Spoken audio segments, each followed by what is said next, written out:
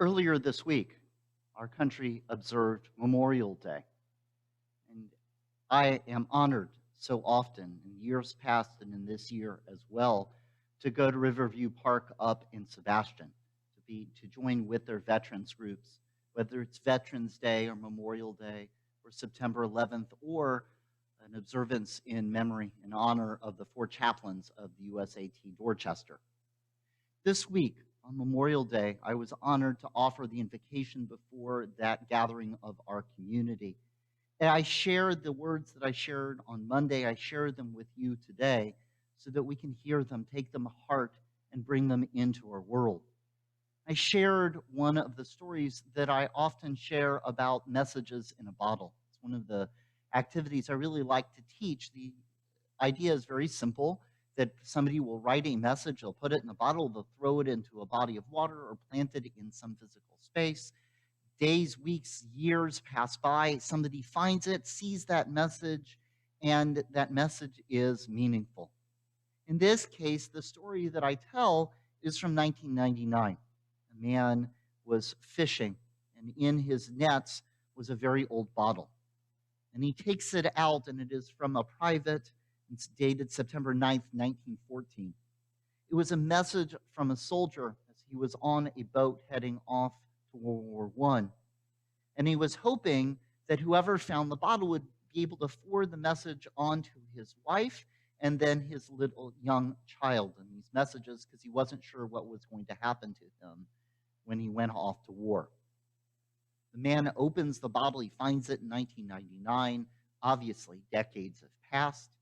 He, through the power of our modern world, is not able to find his wife, but he is able to find the children and grandchildren and find their descendants.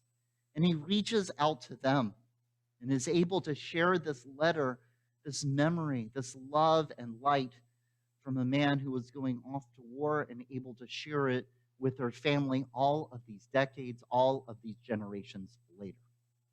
I shared that story as part of Memorial Day because that is the challenge of a Memorial Day. We are remembering those who have died in the service of our country. Some died here close by, some died in countries far away.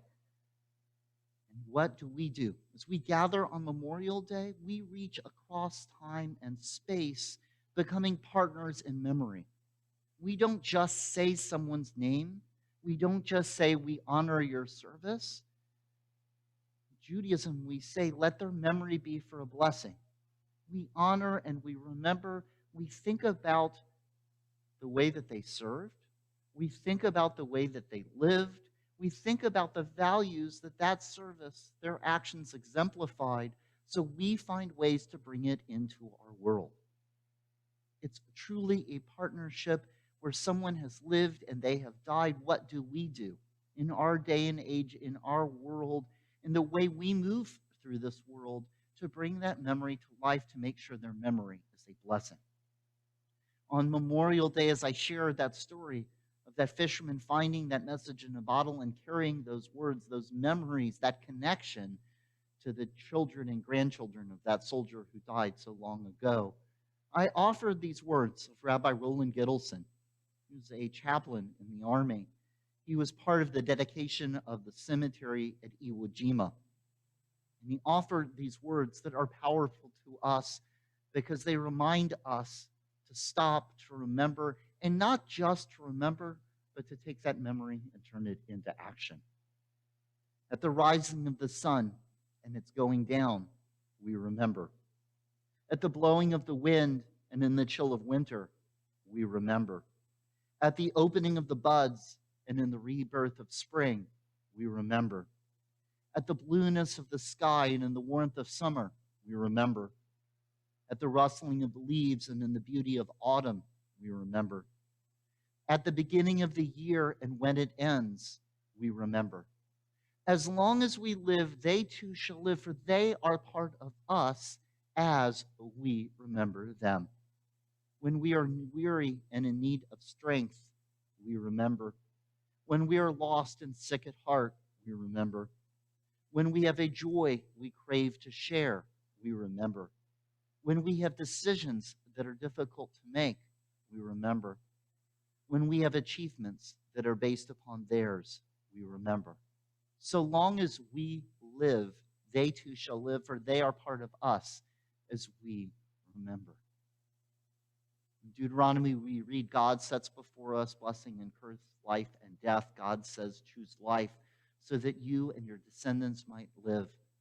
Here, as we observe Memorial Day, as we acknowledge those who died in the service of our country, let our lives, let the way we move through the world, that we exemplify life, liberty, the pursuit of happiness, this country that has meant safety and security for so many people at its best.